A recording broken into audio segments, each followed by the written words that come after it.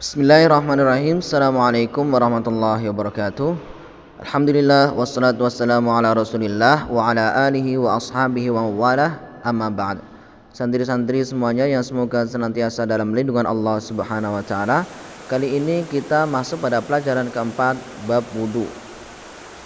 Tujuan pembelajaran kita yaitu antum bisa mengetahui hukum-hukum wudu dan keutamaannya beserta dalil-dalilnya, kemudian mengetahui dan mempraktekkan tata cara wudu yang benar, kemudian mengetahui syarat-syarat wudu, wajib-wajib wudu dan sunnah wudu, pembatal-pembatal wudu, serta hukum-hukum yang terkait dengan wudu. Kemudian definisi wudu, pengertian wudu ya. Secara bahasa berasal dari kata waddah yang artinya adalah indah dan bersih. Sedangkan secara istilah syariat adalah menggunakan air pada anggota badan tertentu dengan niat bersuci. Kemudian hukum wudu. Wudu diwajibkan pada 3 perkara, yaitu salat, tawaf, dan memegang mushaf. Dalil mengenai wajib wudu pada salat pertama di surat Al-Maidah ayat 6. A'udzubillahi minasyaitonirrajim. يا أيها الذين آمنوا إذا قمتم إلى الصلاة فاغسلوا وجوهكم وأيديكم إلى المرافق وامسحوا برؤوسكم وأرجلكم إلى الكعبين. Hai orang-orang yang beriman, apabila kamu hendak mengerjakan salat, maka basuhlah mukamu dan tanganmu sampai dengan siku, dan sapulah kepalamu, basuh kakimu sampai dengan kedua mata kaki. Kemudian Rasulullah SAW bersabda, La yaqbalullahu salata ahadikum idza ahdatha hatta yatawadda. Allah tidak menerima salat salah seorang di antara kalian ketika dia berhadas sampai dia bersuci. Rawahul Bukhari. Kemudian yang kedua, disunnahkan memiliki wudu terus-menerus, selalu dalam keadaan suci. Rasulullah SAW bersabda, "Wala yuhafadhu 'alal wudu'i illal mu'min." Tidaklah seorang menjaga wudunya kecuali dia itu seorang mukmin. Rawahu Ahmad dan Ibnu Majah. Dan lebih ditekankan lagi untuk berwudu ketika membaca Al-Qur'an dan sebelum tidur. Kemudian keutamaan berwudu.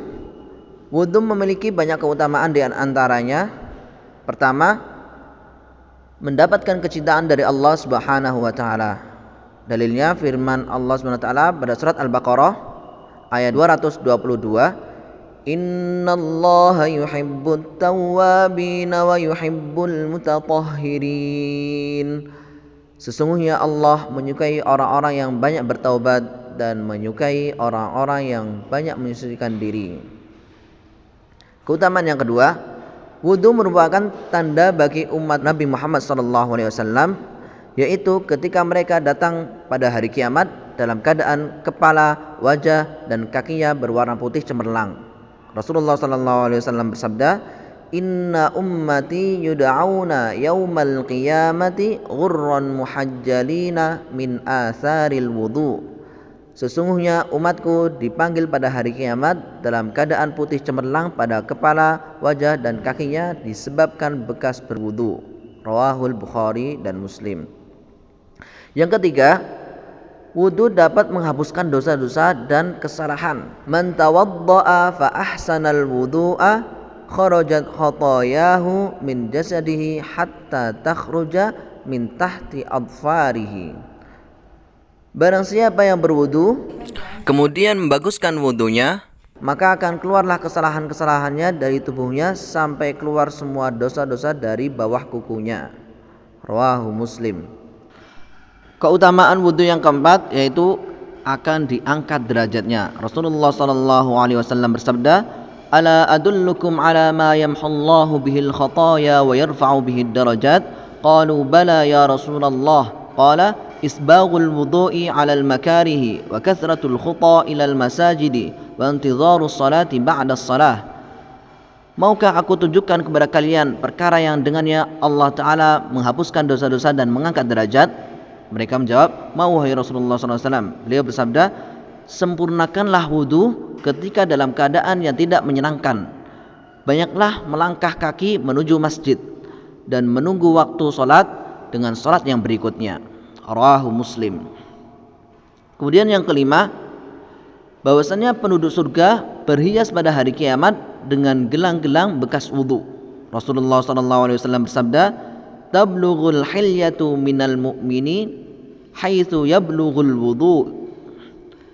Hiasan seorang mukmin adalah sepanjang anggota tubuh yang terkena wudu. Rawahu Muslim. Kemudian tata cara berwudu. Niat dalam hati dan membaca basmalah.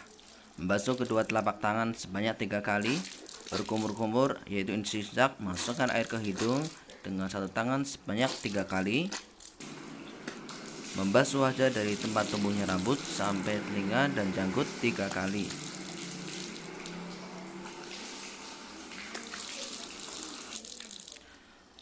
Kemudian membasuh tangan dari ujung jari sampai siku-siku 3 kali.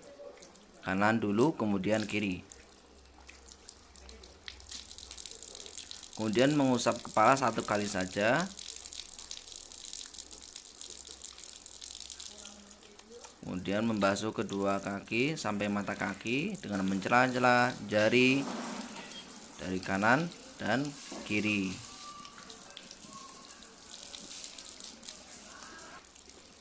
Sebanyak 3 kali.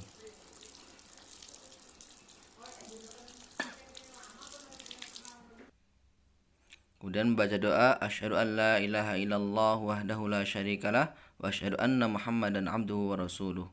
Thayyib santri-santri semuanya, kita telah membahas tentang pengertian wudhu, kemudian hukum-hukum wudhu dari yang diwajibkan untuk berwudhu dan yang disunahkan untuk berwudhu. Setelah itu keutamaan berwudhu dan tata cara berwudhu. Nanti masih ada syarat-syarat wudhu, kemudian pembatal-pembatal wudhu, dan hukum wudhu yang lainnya kita lanjutkan pada pertemuan yang akan datang. Thayyib, ahsanta barakallahu fikum.